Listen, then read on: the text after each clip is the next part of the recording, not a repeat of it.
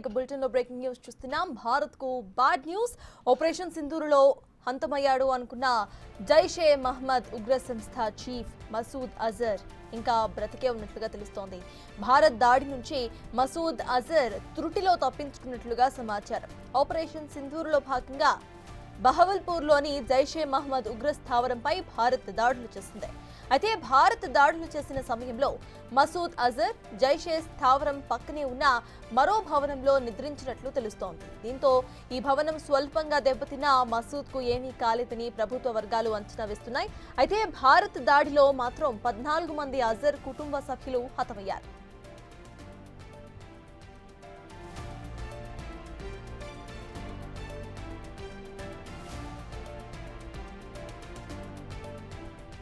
Jaish-e Mohammed chief Masood Azhar most wanted terrorist గా ఉన్నాడు. 1999లో air India hijack తర్వాత అతని ఉగ్రవాదిగా ప్రకటించింది ప్రభుత్వం. ఆ తర్వాత 2001లో మన పార్లమెంట్ దాడి, 2008లో ముంబై దాడులు, 2019లో పుల్వామా దాడుల్లో కూడా మసూద్ అజర్ కీలకంగా వ్యవహరించాడు.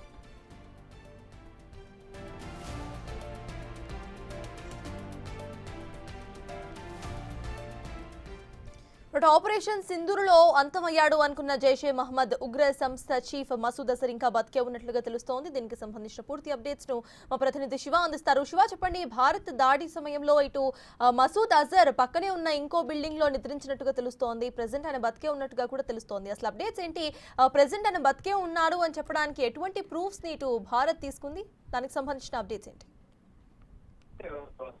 ప్రధానంగా ఇప్పుడు చూసుకుంటే అందరూ భావించినట్లుగా భారత్ కి ఒక బ్యాడ్ న్యూస్ అనేది ప్రచారం అయితే జరుగుతోంది. అంటే జైషే మహమ్మద్ చీఫ్ ఉగ్రవాది మసూద్ అజర్ కి సంబంధించిన న్యూస్ ఒకటి ఇప్పుడు వైరల్ అవుతున్న పరిస్థితి కనిపిస్తుంది. భారత్ ఏదైతే దాడి చేసిందో ఉగ్రవాద స్థావరాలు టార్గెట్ గా చేసిన దాడుల్లో 9 స్థావరాలపై దాడి చేశారు. ఆ దాడిలో ఉగ్రవాది మసూద్ అజర్ కి సంబంధించిన స్థావరంపై కూడా దాడి చేశారు. కానీ ఆ సమయంలో మసూద్ అజర్ లేరు, కేవలం వారి కుటుంబ సభ్యులు చనిపోయారు. మొత్తం 14 మంది, వారి భార్య, అలాగే సోదరి, బావ, మేనళ్ళు, చిన్నపిల్లలందరూ కూడా మొత్తం కలిపి 14 మంది చనిపోయారు అనేది ప్రధానంగా చెప్తున్నారు. ఆపరేషన్ సింధూర్ లో భాగంగానే బెహవాల్పూర్లోని జైషే మహమ్మద్ ఉగ్రవాద స్థావరంపై భారత్ దాడులు చేసింది. ఈ సమయంలో జైషే మహమ్మద్ స్థావరంపై మసూద్ సంబంధించిన జైషే స్థావరం పక్కన భవనంలో ఆయన నిద్రించినట్లుగా కూడా అంచనా వేశారు. భారత దాడిలో 14 మంది అజర్ కుటుంబ సభ్యులు చనిపోయారు.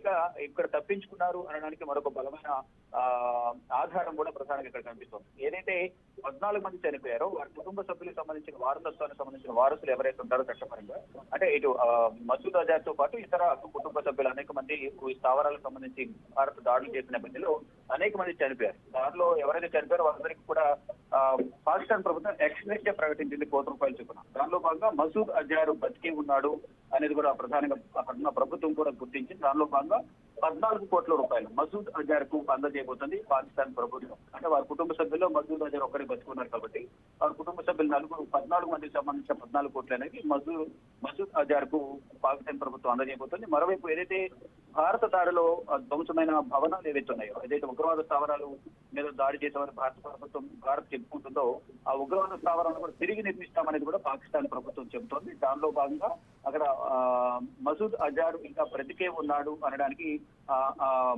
మహమ్మద్ ఏదైతే షహబాజ్ షరీఫ్ చేసిన వ్యాఖ్యలే ప్రధానంగా దీనికి బలం చేకూర్చే విధంగా కూడా ఉన్నాయి. అంటే ఎవరైతే కుటుంబ సభ్యులు చనిపోయారో వారి కుటుంబ సభ్యులు వారసులు ఎవరైతే ఉన్నారో ఆ వారసులకు మాత్రమే ఎక్స్గ్రేషియా అనేది ఇస్తాం. కాబట్టి ఇక్కడ మసూద్ అజర్ కూడా బతికే ఉన్నాడు అనేది పాకిస్తాన్ ప్రభుత్వం చెబుతోంది. దానిలో భాగంగా ₹14 కోట్ల అనేది మసూద్ అజర్ కూడా అందజేయబోతున్నట్టుగా కూడా తెలుస్తోంది. ఈ నేపథ్యంలో మసూద్ అజర్ బ్రతికే ఉన్నాడు అనడానికి కూడా ఈ యొక్క ప్రధాన కారణాలుగా ఆధారాలు కూడా మనం పరిగణించాల్సిన పరిస్థితి ఏర్పడింది.